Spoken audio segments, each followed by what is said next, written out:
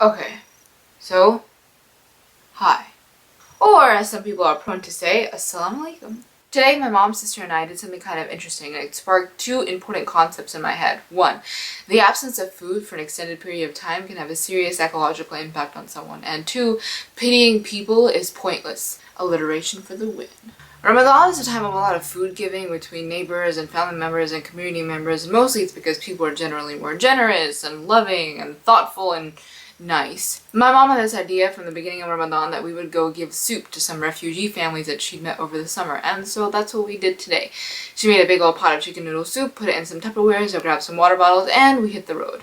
The first guy we met was actually just on the side of the road, and those interactions are pretty quick because we can't really hold up traffic for too long, and also you don't want to get the guy run over. So that's how our first soup went. We handed him a bowl of soup, gave him a spoon, gave him a bottle of water. He asked God to bless us, we told him a good day, and then we took off. We eventually got to the refugee family home, said our salams, gave them their soup, took a second ogling at their cutie patootie kids, and then we started to head home. That is when we saw the wheelchair guy. He was missing a leg and he was being pushed around by a woman, so we thought, why not? Pulled over the car, opened the door, and asked them, do you want any soup? And the guy said, sure, I'll take any food that you got. Now, in the hurry, the woman accidentally dropped one of the containers, and it being cheap Tupperware, kind of cracked down the side. Baby! Oh, man. Kathy! Oh, boy. Real good, real good. We have some napkins. We have napkins. Okay. And the guy got sort of upset. She apologized a few times, but he seemed weirdly angry. Okay, so this sounds really judgmental, doesn't it? I thought so too, and so I asked my mom what she thought about it. She asked me to think about how I would feel if I didn't know when my next meal would be, where it would come from, or if I would like it, if it would be healthy, if it would be totally clean. See, everyone says that we should learn to appreciate food and water during Ramadan, even though, as Safia pointed out in yesterday's vlog, those aren't the only things to abstain from.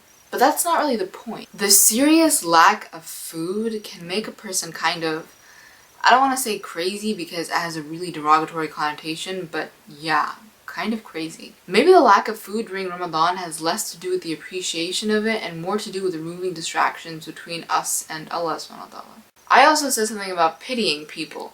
Alliteration, also booyah.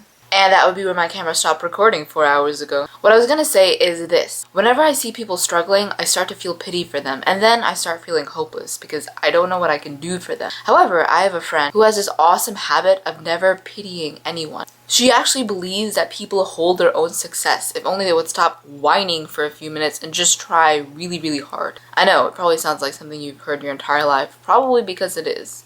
But it's true, actually. Instead of feeling sorry for someone, she would tell them to rely on Allah, to stand their ground, to withstand adversity, and to not crumble. You can't be too humble, you can't be too arrogant. You can't be too serious, and you can't be too silly. When things get bad, you can't completely let yourself fall to pieces, but you also can't let yourself feel nothing. Moderation is everything. Moderation is Islam. Ramadan is not about food, or water, or chicken soup. It's about seeing where you stand in the way of things, in the eyes of Allah, and knowing that you can handle a lot more than you think you can. Carry on, 7 o'clock, Hadia.